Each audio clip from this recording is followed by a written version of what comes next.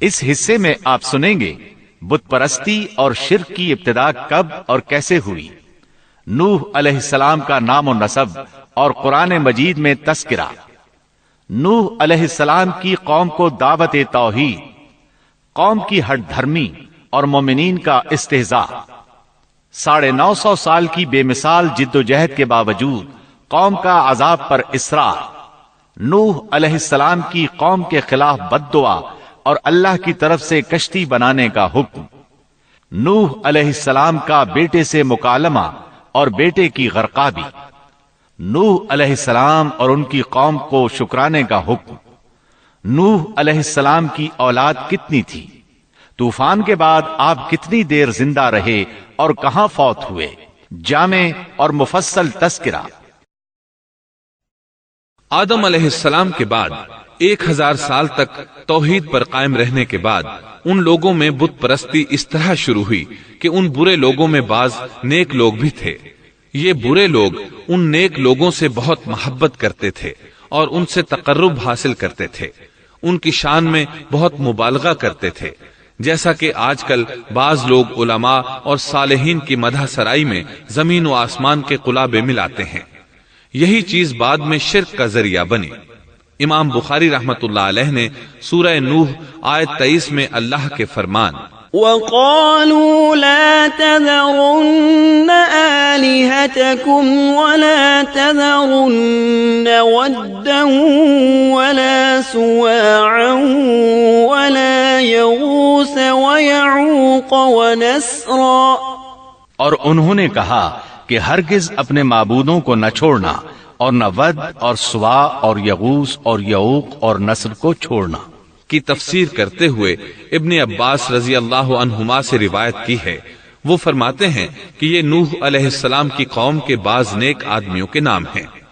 جب وہ فوت ہو گئے تو شیطان نے ان کی قوم کے دل میں یہ بات ڈال دی کہ جہاں وہ حضرات بیٹھا کرتے تھے وہاں ان کے بت بنا کر رکھ دو اور ان کو وہی نام دو جو ان بزرگوں کے تھے۔ انہوں نے ایسا ہی کیا اور پتھر کے بت بنا کر ان کے نام ان بزرگوں والے رکھ دیے۔ اس وقت تو بتوں کی پوجا نہ ہوئی، لیکن جب یہ لوگ فوت ہو گئے اور علم مٹ گیا تب ان کی پوجا ہونے لگی۔ ابن عباس رضی اللہ عنہما فرماتے ہیں نوح علیہ السلام کی قوم کے یہی بت بعد میں عرب میں پوجے گئے، اور اللہ تعالیٰ کے فرمان وَقَالُوا لَا تَذَرُنَّ آلِهَتَكُمْ وَلَا تَذَرُنَّ وَدًّا وَلَا سُوَاعًا وَلَا يَغُوثَ وَيَعُوقَ وَنَسْرًا کا یہی مطلب ہے، یعنی ان نیک بزرگوں کے بت بنا لیے گئے اور آہستہ آہستہ ان کی پوجا شروع کر دی گئی، اور سب لوگوں نے ایک اللہ کی عبادت سے انکار کر دیا۔ نوح علیہ السلام اکیلے اس دنیا میں موحد اور توحید پرست باقی رہ گئے۔ نوح علیہ السلام کا نسب کچھ یوں ہے: نوح بن لامک بن متو شلح بن ادریس۔ اس طرح ادریس علیہ السلام ان کے پردادا ہوئے۔ اس وقت لوگوں کی عمریں بہت طویل ہوتی تھیں، اس لیے ہم کہہ سکتے ہیں کہ ادریس علیہ السلام کئی 100 سال زندہ رہے اور نوح علیہ السلام 1000 سال سے بھی زیادہ عرصہ زندہ رہے۔ عمریں لمبی ہونے کی وجہ سے ادریس علیہ السلام اور نوح علیہ السلام کے درمیان کافی مدت بنتی ہے، اور اسی مدت کے دوران کفر و شرک نے زور پکڑا اور بتوں کی عبادت شروع ہو گئی۔ تب اللہ تعالیٰ نے نوح علیہ السلام کو زمین میں مبعوث فرمایا۔ ابن عباس رضی اللہ عنہما سے روایت ہے کہ نبی صلی اللہ علیہ وسلم نے فرمایا آدم علیہ السلام اور نوح علیہ السلام کے درمیان 10 قرن تھے۔ ایک قرن 100 سال کا ہوتا ہے۔ آدم علیہ السلام کے 1000 سال بعد تک لوگ توحید پر قائم رہے، پھر آہستہ آہستہ شیطان نے انہیں شرک کے راستے پر ڈال دیا، شرک عام ہو گیا، ایک اللہ کی عبادت بالکل ختم ہو کر رہ گئی۔ تب اللہ نے نوح علیہ السلام کو مبعوث فرمایا، انہوں نے اللہ کی طرف دعوت دی، انہوں نے بہت مشقت اٹھائی، جیسا کہ سورہ نوح میں اللہ فرماتے ہیں بسم اللہ الرحمن الرحیم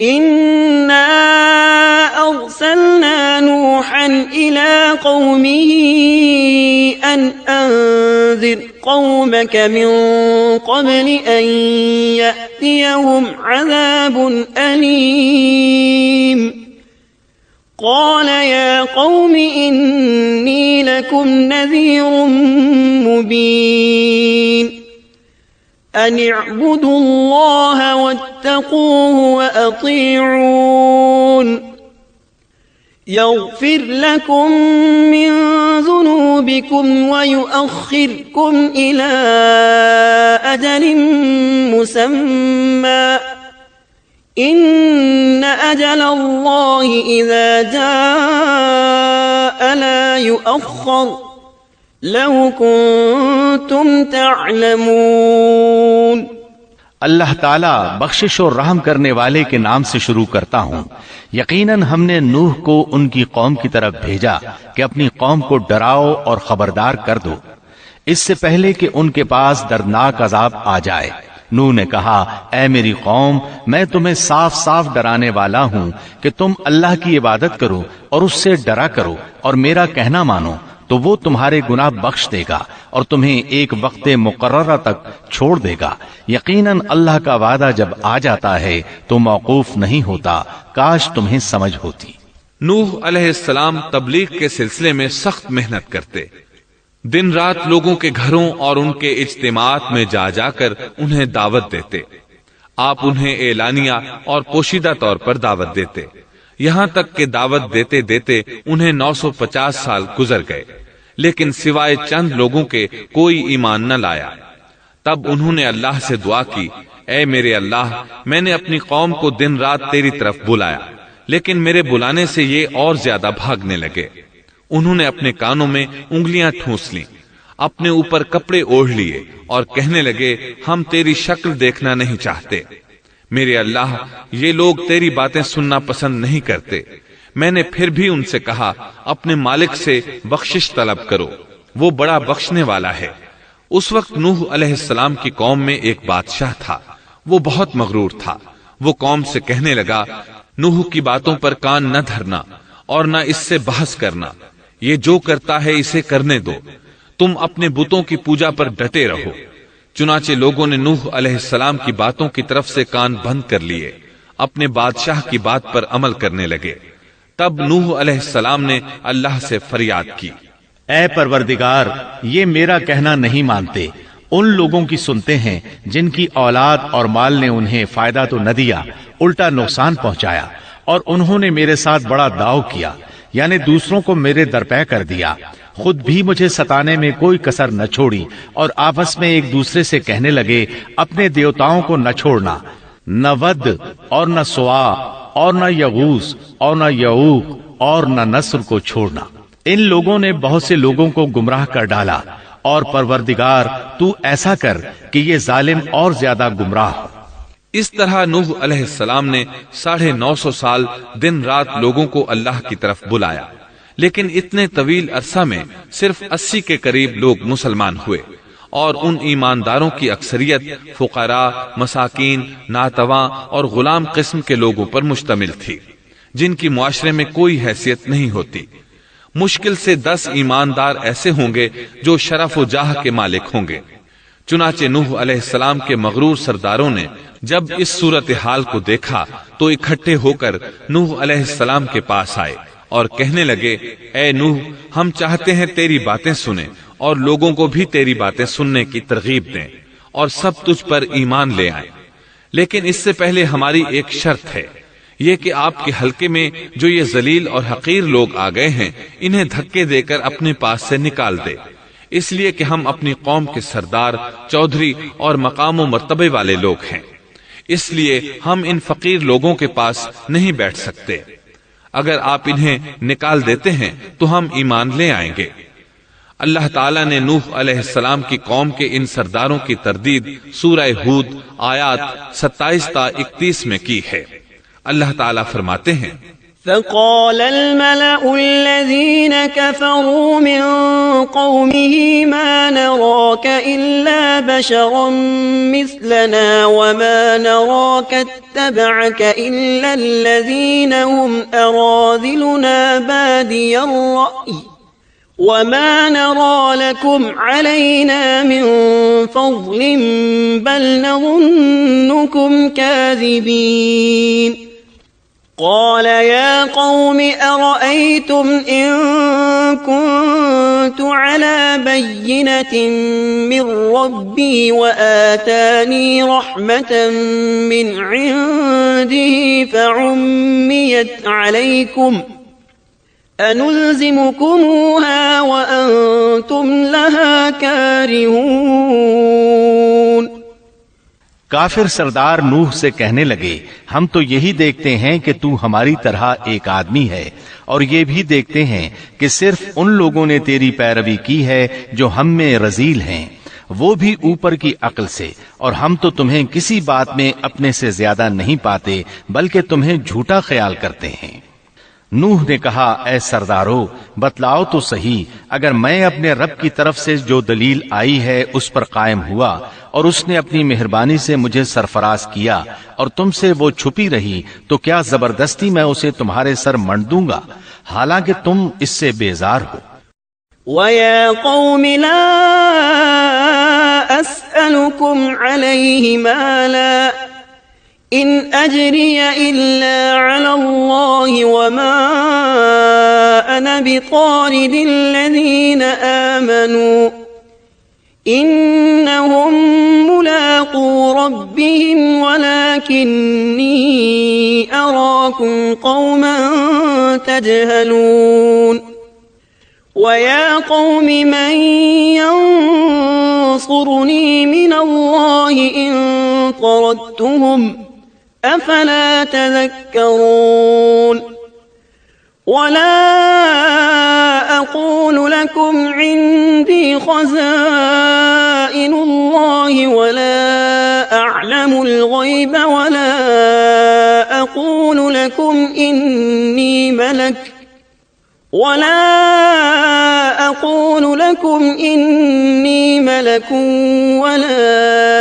أقول للذين تزدري أعينكم لن يؤتيهم الله خيرا الله أعلم بما في أنفسهم إني إذا لمن الظالمين۔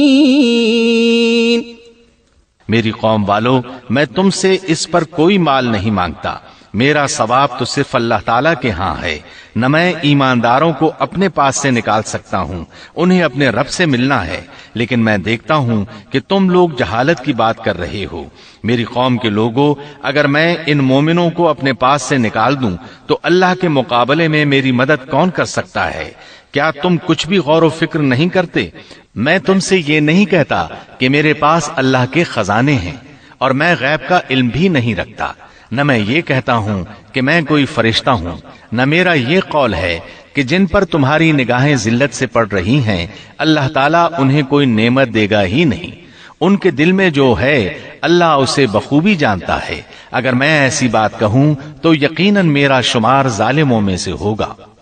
اس پر نوح علیہ السلام کی قوم اور اکڑ گئی اور وہ کہنے لگے اے نوح بس بہت ہو گیا، تو نے ہمیں بہت ڈرا دھمکا دیا، اب اگر تو سچا ہے تو جس چیز کا وعدہ تو ہم سے کرتا تھا اس کو لے آ۔ نوح علیہ السلام نے ان کی بات سن کر کہا عذاب لانا تو اللہ کا کام ہے، اللہ کو کوئی عاجز نہیں کر سکتا، اور جب اس کا عذاب آ جائے گا تو کوئی بھاگ نہیں سکے گا۔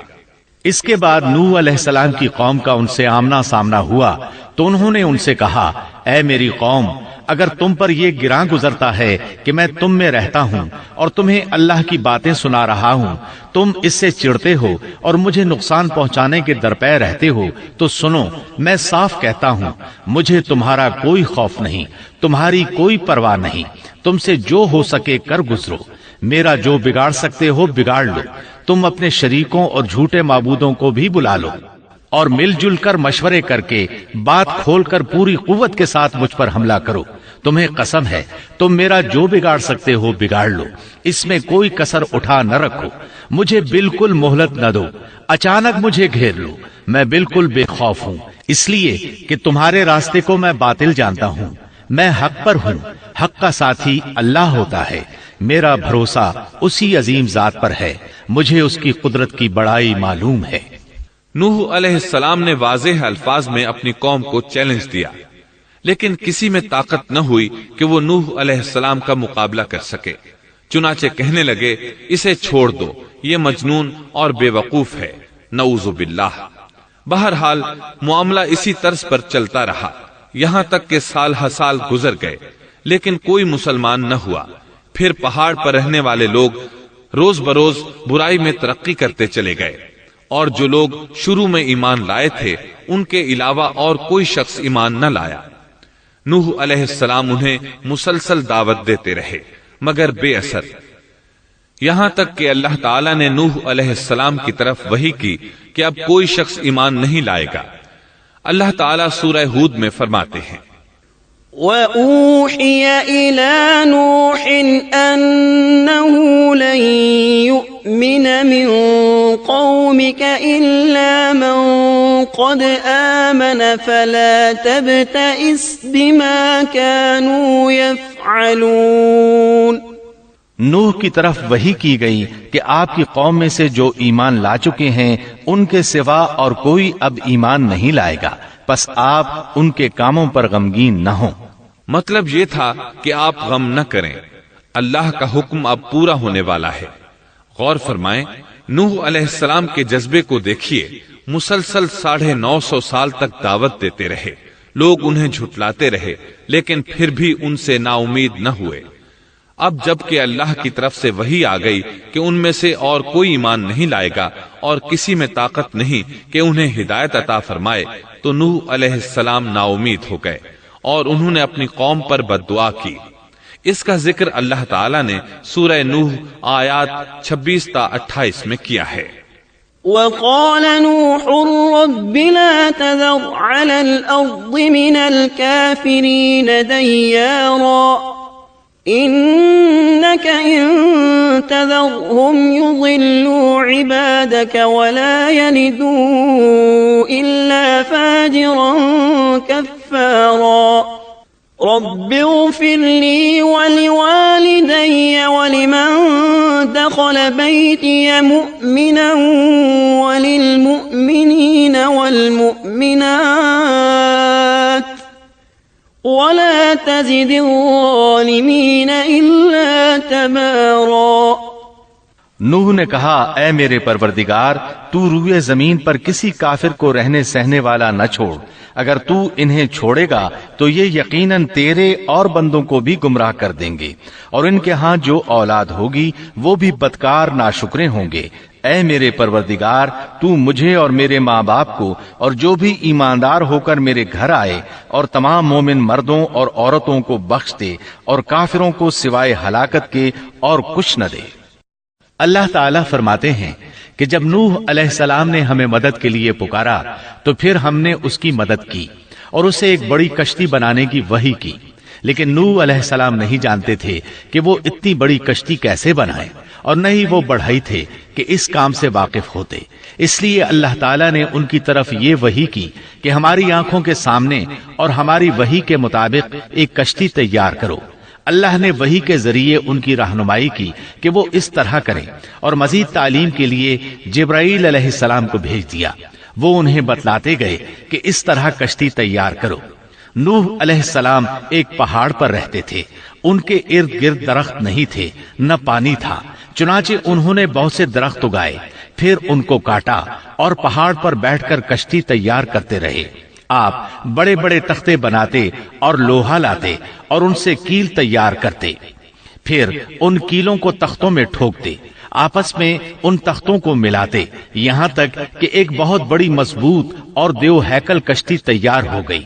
ایک روایت کے مطابق نوح علیہ السلام نے اس کو 100 سال میں تیار کیا. یہ تھی وہ کشتی جسے نوح علیہ السلام نے اللہ کی ہدایت کے مطابق تیار کیا تھا. सूरत अल कमर आयत 13 में इरशाद होता है, وَحَمَلْنَاهُ عَلَى ذَاتِ أَلْوَاحٍ وَدُسُرٍ، और हमने नूह को उस कश्ती में सवार किया जो तख्तों और कीलों से बनी हुई थी। नूह अलैहिस्सलाम ने दावत का काम छोड़ दिया और कश्ती बनाने लगे। वो लोग जब उन्हें कश्ती बनाते देखते तो उनका मजाक उड़ाते, कहते, नूह पहले तो तू नबी था, अब बढ़ई बन गया। मजीद कहते, ये कैसा मजनून है कि पहाड़ पर कश्ती बना रहा है। ताज्जुब है इस पर। अल्लाह ने उन काफिरों के मजाक का जिक्र सूरह हूद आयत 38 और 39 में किया है। وَيَصْنَعُ الْفُلْكَ وَكُلَّمَا مَرَّ عَلَيْهِ مَلَأٌ مِّن قَوْمِهِ سَخِرُوا مِنْهُ قَالَ إِن تَسْخَرُوا مِنَّا فَإِنَّا نَسْخَرُ مِنكُمْ كَمَا تَسْخَرُونَ فَسَوْفَ تَعْلَمُونَ مَن يَأْتِيهِ عَذَابٌ يُخْزِيهِ وَيَحِلُّ عَلَيْهِ عَذَابٌ مُقِيمٌ۔ नूह कश्ती बनाने लगे।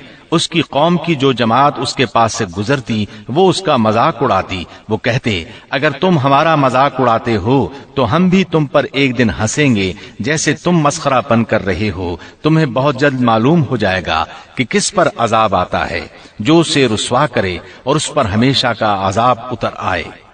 इस कश्ती का हुलिया इब्ने अब्बास रजी अल्लाह अन्हुमा से एक रिवायत में यूं आया है। वो बयान करते हैं कि नूह अलैहिस्सलाम ने पहाड़ पर एक कश्ती तैयार की और उसे तारकोल से लथपथ किया। उसी वक्त से तारकोल का ज़ुहूर हुआ। इस कश्ती का तूल 300 गज, ऊंचाई 30 गज और अर्ज 50 गज था। एक अंदाजे के मुताबिक इसका तूल 1 किलोमीटर से ज्यादा था और इसकी बुलंदी और गहराई के बारे में कहा गया है कि 30 हाथ थी। और ये कश्ती आम कश्तियों की तरह ऊपर से खुली हुई नहीं थी, बल्कि जिस तरह उसको नीचे से बंद किया गया था इसी तरह ऊपर से भी बंद किया गया था, ताकि ऊपर से जो बारिश बरसे वो उन्हें नुकसान न दे। और जिस तरह नीचे वाले गर्क होने से महफूज रहें उसी तरह ऊपर वाले भी महफूज रहें। गोया वो एक गेंद की मानंद थी। इसमें अलग अलग 3 दर्जे बनाए गए थे। हर दर्जे में एक दरवाजा था और ये 3 दरवाजे इस तरह थे कि हर दरवाजे के ऊपर एक दरवाजा था। ये इस कश्ती का हुलिया था जिसके रावी इब्ने अब्बास रजी अल्लाह अन्हुमा हैं। ये कश्ती आज भी मौजूद है। अल्लाह ताला ने इस कश्ती को बतौर इबरत और निशानी के बाकी रखा है, जैसा कि अल्लाह ताला फरमाते हैं, وَلَقَدْ تَرَكْنَاهَا آيَةً فَهَلْ مِن مُدَّكِرٍ، और बेशक हमने इस वाक़े को निशानी बनाकर बाकी रखा, बस है कोई नसीहत हासिल करने वाला। इस सदी में उलमा के एक गिरोह ने इस कश्ती को तुर्की के एक पहाड़ पर पा लिया है। अब वो 2 टुकड़ों में तकसीम हो चुकी है। इसका हुलिया वही था जो बयान हुआ। अल्लाह का फरमान सच्चा साबित हो गया कि हमने इसको निशानी बनाकर बाकी रखा है। इसके बाद तूफान आया। अल्लाह ताला ने नूह अलैहिस्सलाम को इस तूफान के ज़ुहूर की एक निशानी और अलामत बतलाई थी। नूह अलैहिस्सलाम के घर में एक तनूर था। अल्लाह ने फरमाया, जब ये तनूर जोश मारने लगे और पानी उससे उबलने लगे तो समझ लेना अल्लाह का वादा आ गया। चुनाचे उस वक्त मोमिनों को और अपने आहलो अयाल को और जमीन पर बसने वाले तमाम जानवरों का जोड़ा जोड़ा इस कश्ती में सवार कर लेना। तनूर से क्या मुराद है, इसके मुताल्लिक मुफस्सिरीन में इख्तिलाफ है। बाज कहते हैं कि इससे मुराद एक चश्मा है जो जमीन से निकलता है, लेकिन राजे रिवायात के मुताबिक इससे मुराद मारूफ तनूर है जिसमें आग जलाकर रोटियां पकाई जाती हैं। ये तनूर नूह अलैहिस्सलाम के घर में था और इसी को अल्लाह ने तूफान के आने की अलामत बताया और फरमाया कि जब ये फूट पड़े उस वक्त हर चीज का जोड़ा जोड़ा कश्ती पर सवार कर लेना। अल्लाह ताला सूरह हूद आयत 40 में फरमाते हैं, حتى إذا جاء أمرنا وفارت النور قل نحمل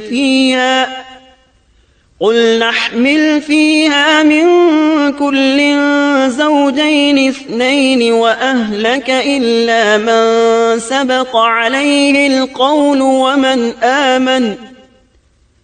وما آمن معه إلا قليل. یہاں تک کہ جب ہمارا حکم آ پہنچا اور تنور ابلنے لگا، ہم نے کہا اس کشتی میں ہر قسم کے جوڑے دوہرے سوار کر لے اور اپنے گھر کے لوگوں کو بھی سوائے ان کے جن پر پہلے سے بات پڑ چکی ہے، اور سب ایمان والوں کو بھی.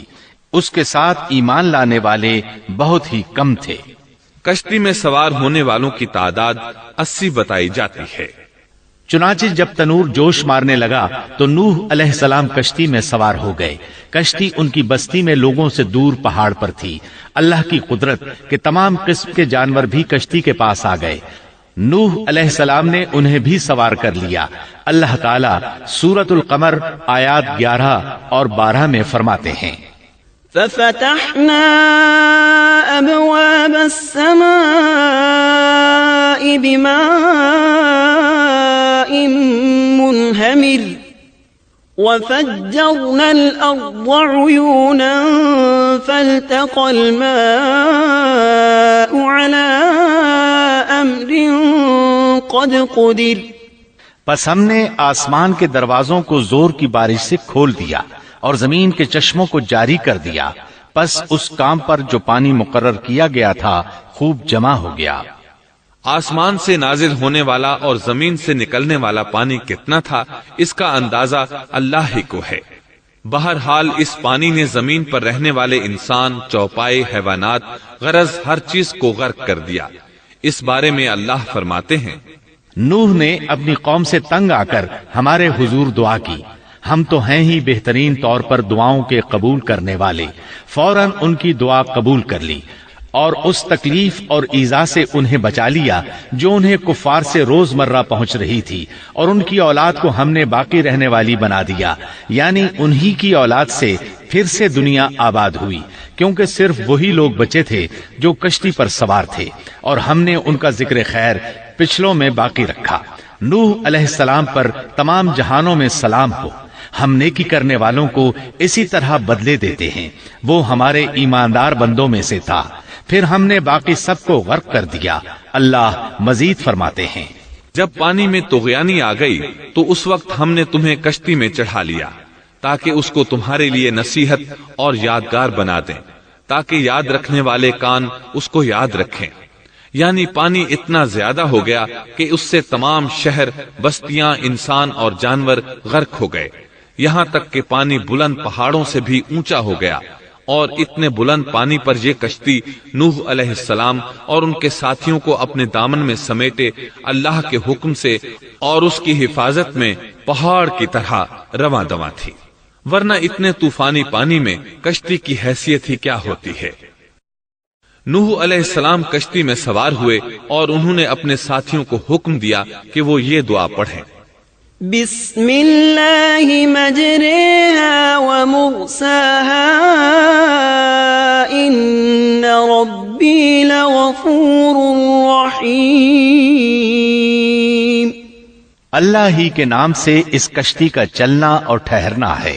یقیناً میرا پالنے والا بڑی بخشش اور رحم والا ہے. یہی اللہ کا حکم آپ کو تھا کہ جب تم اور تمہارے ساتھی ٹھیک طرح بیٹھ جاؤ تو کہنا: الحمد للہ الذی نجانا من القوم الظالمین وقل رب انزلنی منزلا مبارکا وانت خیر المنزلین. سب تعریف اللہ ہی کے لیے ہے جس نے ہمیں ظالم لوگوں سے نجات عطا فرمائی، اور کہنا کہ اے میرے رب مجھے بابرکت اتارنا اور تو ہی بہتر اتارنے والا ہے. اللہ تعالیٰ نوح علیہ السلام کو نصیحت کر رہے ہیں کہ اللہ آپ کو اور آپ کے اہل کو نجات عطا فرمائیں گے. کشتی میں نوح علیہ السلام کے کافر بیٹے کے علاوہ تمام گھر والے سوار تھے۔ آپ کے کافر بیٹے کا نام کنعان تھا، وہ ایک طرف کھڑا تھا۔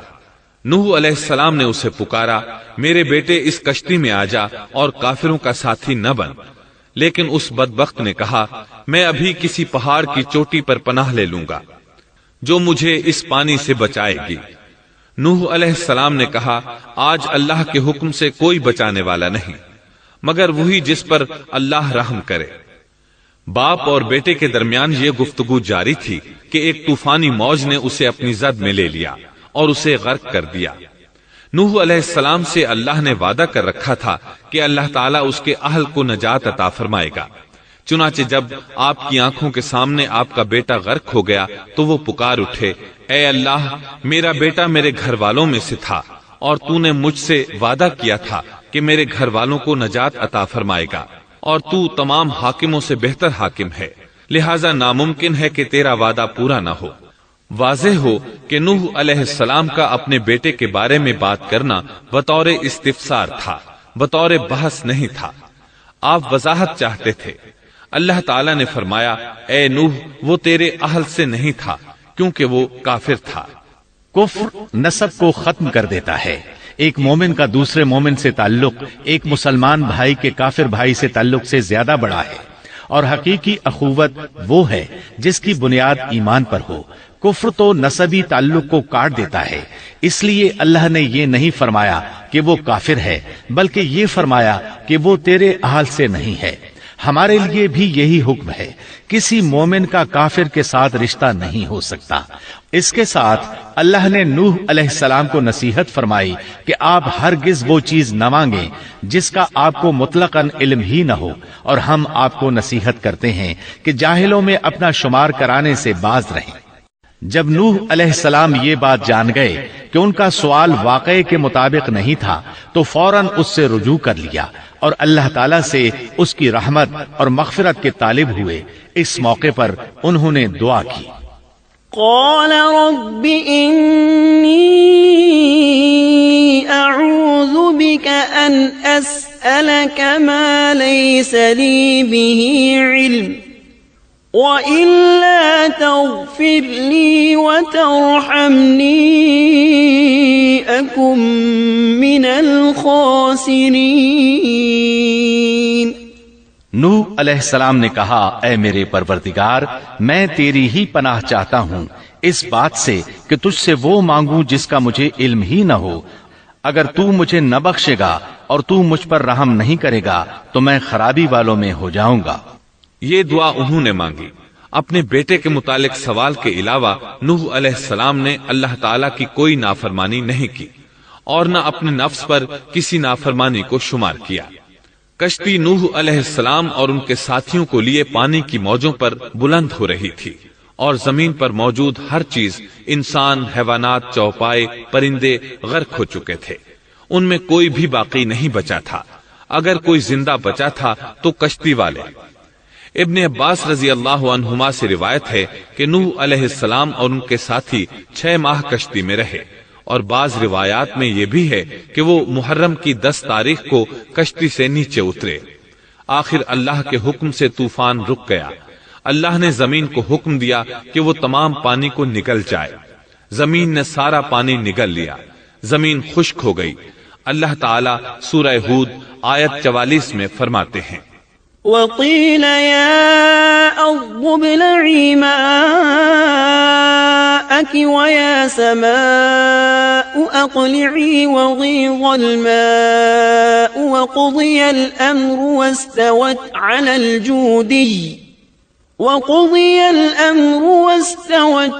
الْجُودِيِّ وَقِيلَ بُعْدًا لِلْقَوْمِ الظَّالِمِينَ۔ اور فرما دیا گیا کہ اے زمین اپنے پانی کو نگل جا، اور اے آسمان بس کر تھم جا۔ اسی وقت پانی سکھا دیا گیا اور کام پورا کر دیا گیا، اور کشتی جودی نامی پہاڑ پر جا ٹھہری، اور فرما دیا گیا کہ ظالم لوگ اللہ کی رحمت سے دور ہیں۔ کشتی جودی پہاڑ پر جا کر ٹھہر گئی۔ اب انہیں حکم ہوا کہ سلامتی کے ساتھ کشتی سے اتر آئے، آپ پر بھی برکت نازل ہوگی، اور ان قوموں پر بھی جو آئندہ آپ کی نسل سے پیدا ہوں گی، اور آپ کی نسل میں سے کچھ لوگ ایسے بھی ہوں گے جنہیں ہم فائدہ تو ضرور پہنچائیں گے، پھر انہیں ہماری طرف سے دردناک عذاب پہنچے گا۔ بہت سی روایات میں یہ بات مذکور ہے کہ نوح علیہ السلام ایک لمبی مدت یعنی 6 ماہ کشتی میں طوفان تھم جانے کا انتظار کرتے رہے۔ آپ نے طوفان کے حالات معلوم کرنے کے لیے ایک کبوتر بھیجا جو واپس آ گیا، اسے پاؤں رکھنے کو جگہ نہ ملی۔ اسے دوبارہ بھیجا گیا تو وہ پھر واپس آ گیا۔ چند دن بعد اسے پھر بھیجا گیا تو وہ اپنی چونچ میں زیتون کی ایک ٹہنی لیے ہوئے تھا۔ اس سے نوح علیہ السلام نے معلوم کر لیا کہ پانی زمین سے کچھ ہی اونچا رہ گیا ہے اور درخت وغیرہ اگ چکے ہیں۔ کچھ دن بعد اسے پھر بھیجا گیا۔ اس مرتبہ وہ واپس لوٹا تو اس کے پاؤں خاک آلود تھے۔ نوح علیہ السلام نے سمجھ لیا کہ طوفان رک گیا اور زمین خشک ہو چکی ہے۔ سیرت کی کتب میں یہ واقعہ موجود ہے۔ اسی کی بنیاد پر سیرت نگاروں کا کہنا ہے کہ کبوتر کا آنا سلامتی کی علامت تھا اور اس کی چونچ میں زیتون کی ٹہنی نوح علیہ السلام کی بادشاہت کی طرف اشارہ تھا۔ اس طرح نوح علیہ السلام زمین پر اتر آئے۔ اس وقت اولاد آدم میں سے کوئی انسان سوائے ان لوگوں کے زندہ نہیں بچا تھا۔ جزیرہ عرب، فلسطین اور ان کے ارد گرد کا علاقہ غرق ہونے سے محفوظ رہا۔ ان کے علاوہ تمام زمین غرق ہوئی تھی۔ سب کے سب طوفان کی نظر ہو گئے۔ صرف نوح علیہ السلام سے اولاد پیدا ہوئی اور زمین میں ان کی اولاد کے علاوہ اور کسی کی نسل باقی نہ رہی۔ اسی وجہ سے نوح علیہ السلام کو آدم ثانی اور ابو البشر ثانی کہا جاتا ہے، کیونکہ تمام کے تمام بشر انہی کی طرف منسوب ہیں۔ سورۃ الصافات آیات 75 تا 77 میں اسی طرف اشارہ ہے۔ وَلَقَدْ نَادَانَا نُوحٌ فَلَنِعْمَ الْمُجِيبُونَ وَنَجَّيْنَاهُ وَأَهْلَهُ مِنَ الْكَرْبِ الْعَظِيمِ وَجَعَلْنَا ذُرِّيَّتَهُ هُمُ الْبَاقِينَ۔ اور ہمیں نوح نے پکارا تو دیکھ لو کہ ہم کیسے اچھے دعا قبول کرنے والے ہیں۔ ہم نے اسے اور اس کے فرما برداروں کو اس زبردست مصیبت سے بچا لیا، اس کی اولاد ہم نے باقی رہنے والی بنا دی۔ ایک دوسرے مقام پر اللہ تعالیٰ دیگر امم اور رسولوں کے متعلق کلام کرتے ہوئے فرماتے ہیں، اے ان لوگوں کی اولاد جنہیں ہم نے نوح کے ساتھ چڑھا لیا تھا، وہ ہمارا بڑا ہی شکر گزار بندہ تھا۔ نوح علیہ السلام کے 3 بیٹے تھے، سام، حام اور یافس۔ سام کی نسل زیادہ تر سفید رنگت کی تھی اور بہت کم لوگ ان میں سیاہ فام تھے، البتہ کچھ ان میں گندمی تھے۔ حام کی اولاد کی اکثریت سیاہ فام تھی، ان میں بہت کم لوگ سفید رنگ کے تھے، اور یافس کی اولاد سرخی مائل رنگ کی تھی۔ عرب اور بنو اسرائیل سام کی اولاد ہیں، تمام حبش حام کی اولاد ہیں، ترک اور مشرقی ایشیا کے لوگ یافس کی اولاد ہیں۔ طوفان کے بعد نوح علیہ السلام اللہ کے بندوں میں 350 سال تک زندہ رہے، اور وہ اللہ کے قول عبدن شکورن کے مصداق تھے۔ پھر نوح علیہ السلام فوت ہو گئے۔ راجح ترین روایات کے مطابق آپ مکہ میں دفن ہوئے، ایک دوسری روایت کے مطابق آپ لبنان میں دفن ہوئے۔